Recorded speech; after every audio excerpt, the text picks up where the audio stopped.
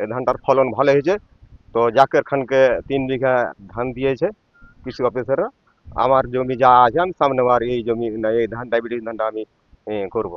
বাংলাদেশে যেহেতু ডায়াবেটিস রোগী বেশি, সেহেতু ধানটা চাষ করলে সারা পড়বে বাংলাদেশ। ডায়াবেটিস ধান, এটা আমি আরও উৎসাহিত হয়েছিলাম যে আমার নিজেরও ডায়াবেটিস আছে, যার কারণে আমি এটা উৎসাহিত হয়েছিলাম।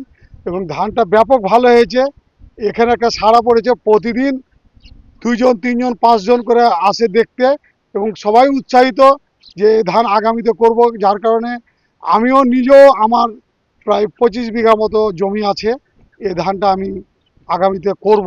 ডায়াবেটিস ধানটা এই এলাকায় প্রথম চাষ হয়েছে এবং এখানে ডায়াবেটিস ধানটা দেখতে অনেকজন দূর দূরান্ত থেকে অনেক কৃষক এখানে দেখতে আসে।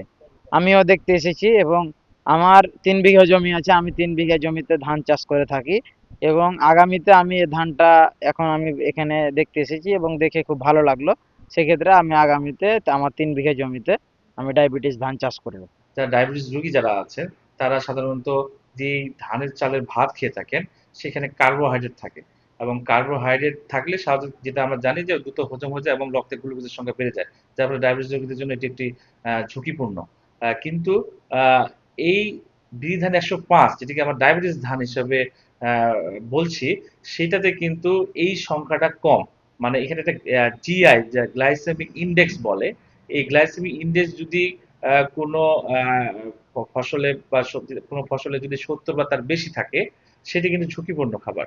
আবার যদি কম থাকে সেইভাবে এটাকে শ্রেণীভেদ করা আছে।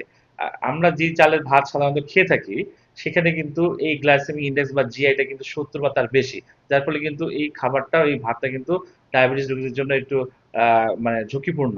সেক্ষেত্রে এই বিধান 105-এ যে ডায়াবেটিস ধান বলছি সেখানে কিন্তু এই জিআই বা গ্লাইসেমিক ইন্ডেক্সটা 55 বা তার কম, যেটা আমরা শাকসবজি বা ডালে পেয়ে থাকি। যার ফলে এটা যে ডায়াবেটিস রোগী যারা আছে তারা যে শঙ্কার কারণে ভাত খেতে চিন্তা ভাবনা করে বা ডাক্তাররা নিষেধ করে, সেই ক্ষেত্রে কিন্তু এই বাধাটা কম থাকছে। আমার মনে এটা সকল মানুষের জন্যই, এটা সকল মানুষের জন্য যারা ডায়াবেটিস রোগী তারা তো এটি আশীর্বাদ হিসেবেই গ্রহণ করবে।